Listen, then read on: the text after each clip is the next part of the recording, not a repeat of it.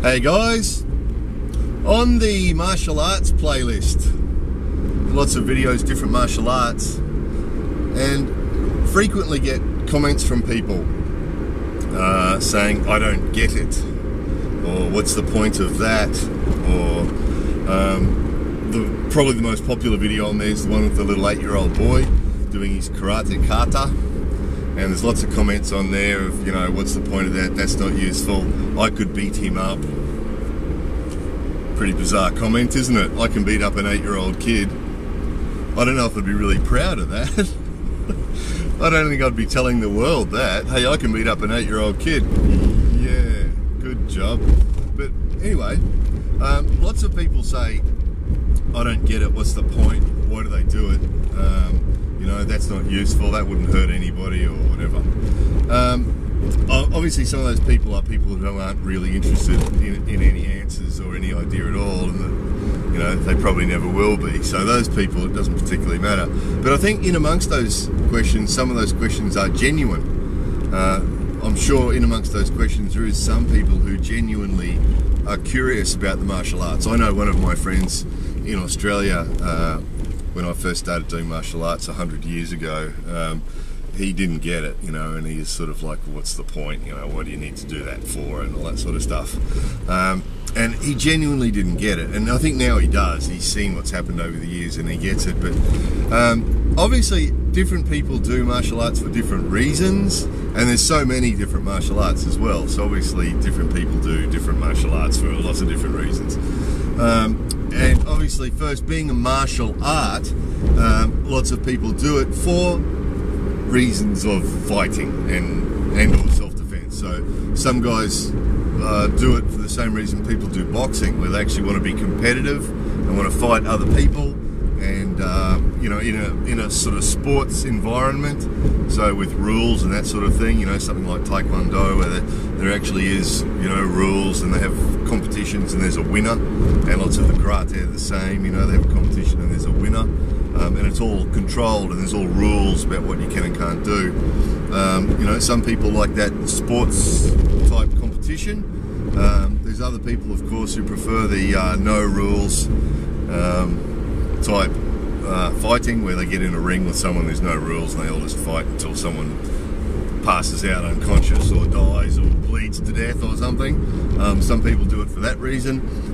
Other people do it because they want to be, you know, they want to be the tough guy on the street, you know, out on the street being the tough guy, you know, and some people do it for self-defense reasons, that they want to feel that they can look after themselves in a self-defense situation, you know, out on the streets. So that's that physical aspect. There's obviously other people have different reasons as well. Some people do it purely for the exercise, physical exercise, because, you know, if you do most of the martial arts, if you do them sort of, you know, a few hours a week, you'll generally end up fairly healthy. Some people do it for that reason. Some people do it for combinations too, of course. There's combinations of reasons that, you know, it might be for the you know, physical health, and it might also be for the self-defense thing. There's also other aspects as well. I mean, there's some martial arts like Kudo. I've shown you Kudo on the martial arts playlist before, the Japanese archery, which is a form of Zen meditation. So it's not really about killing people with arrows. I mean, originally, right back at the start, there would have been a connection with that, but now it's not about that, and it's not so much about hitting the target. They are firing arrows at a target, but the more important aspect of it is actually the meditation aspect and the focus. And a lot of the martial arts have that element to it, that while you're focusing on doing the practice, you're not thinking about anything else. And with most of the martial arts, that's actually an essential key, is that you can't be thinking about work, or you can't be thinking about some relationship problem, or you can't be thinking about stuff that in the outside world when you're actually doing the practice, because it usually requires a lot of focus, whatever it happens to be that you're doing. So some people do it for that, and you know, some people consider it to be a little holiday. you know, they go and practice some martial art for an hour or so, an hour or two or three, and during that time that they're doing it, they're not thinking about, they're not worrying about work, or they're not worrying about paying their bills, or they're not worrying about their school exams, or they're not worried about other stuff. They're just thinking about what they're doing at the time, or focusing on what they're doing at the time. So there's people that do it for that reason as well. And I've got to say that the people that I've encountered, most of them, the people that I've encountered over the years that do martial arts, aren't aggressive people, and aren't into fighting, and you know, most of them do it for the more sort of cerebral, the more spiritual reasons, or the simpler reasons, other than less aggressive reasons, not violent reasons, you know. So yeah, so for those of you that that genuinely ask that question about, I don't get it, what's the point of the martial art, and you know, how is doing that going to beat anybody up, or how is that going to protect anybody, or self-defense anybody, or how can anyone defend themselves with that? You know, just that's probably what you're looking at. You're probably looking at a martial art that, you know, might not be so focused on physically having violence with other people. It's probably more about the mind. Also,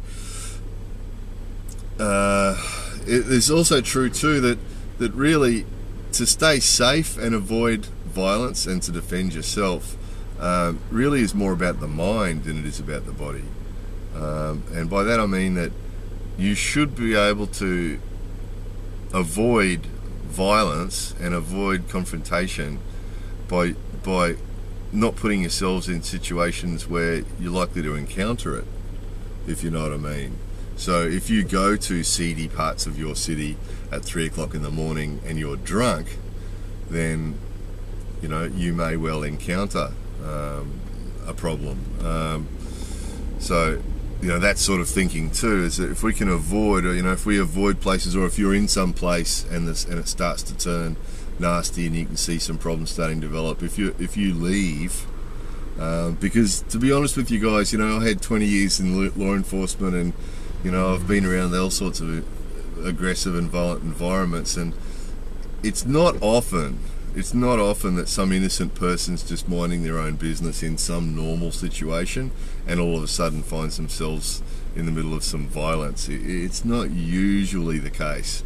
It's more often the case that some situations escalated, and instead of walking away, somebody's ego has got in the way, and it's escalated from there, and they've ended up in some violence. And you know, usually you can see that before it actually got violent, that person could have left, they could have diffused it, they could have gone away, but you know, maybe their ego stopped them leaving, or you know, something else, there was some other problem. I mean, of course there's innocent victims who are walking down the street, someone comes and robs them of their wallet.